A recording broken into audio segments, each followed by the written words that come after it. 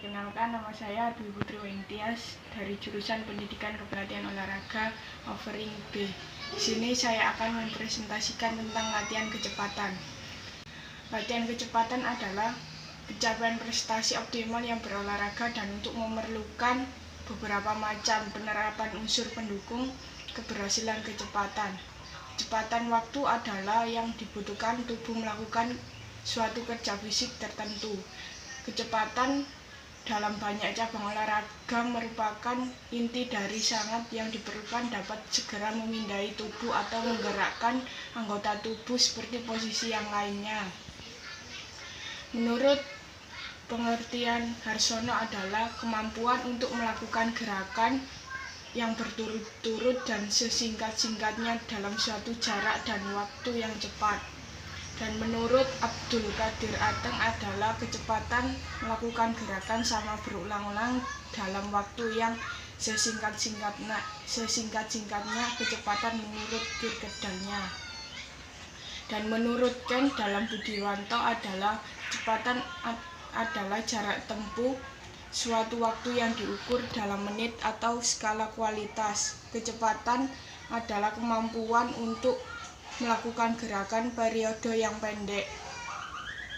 Dan yang terakhir menurut Dick dalam Yuniantan adalah kapasitas gerak anggota tubuh atau bagian sistem pembangkit tubuh yang waktu yang singkat berdasarkan beberapa pengertian tentang kecepatan yang disampaikan oleh para ahli dan komponen kondisi fisik yang dibutuhkan melakukan gerakan secara berturut-turut untuk tidak tubuh bertentu ke posisi jarak tertentu yang sesingkat-singkatnya.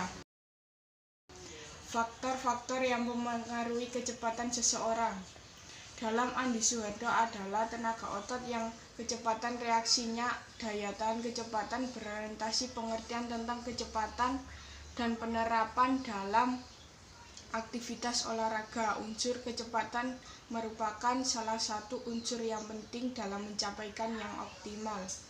Para ahli penelitian Knight adalah physical kultur yang dikutip oleh Harsono tersebut menyimpulkan jika ingin mengembangkan kecepatan atau yang disebut dengan speed, jangan hanya berarti kecepatan saja, akan tetapi komponen latihannya juga seperti kekuatan dan daya tahan itu. Macam-macam kecepatan.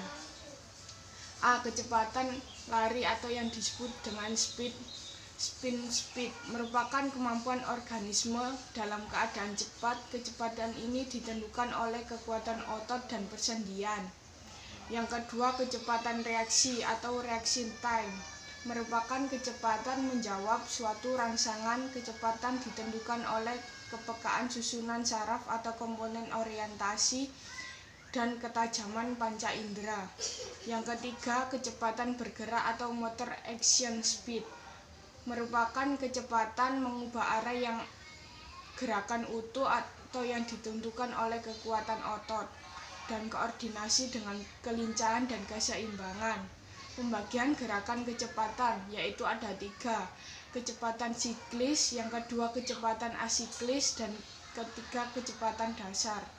Kecepatan siklis yang dihitung dari frekuensi dan amplitude, misalnya bila gerak dihitung dan pemberian isyarat seperti lari jarak pendek, maka akan dapat dibedakan faktor sebagai berikut: kecepatan reaksi pada start dan percepatan pada meter pertama, kecepatan dasar sebagai kecepatan maksimal.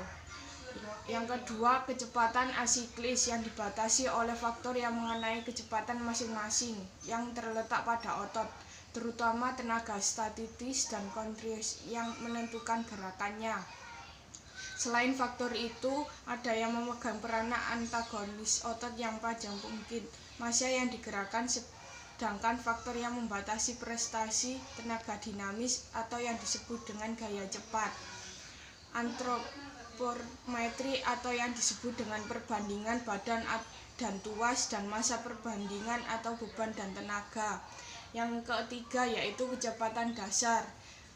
Sebagai kecepatan dasar yang dalam siklis dalam produk maksimal yang dicapai frekuensi amplitude dengan gerak.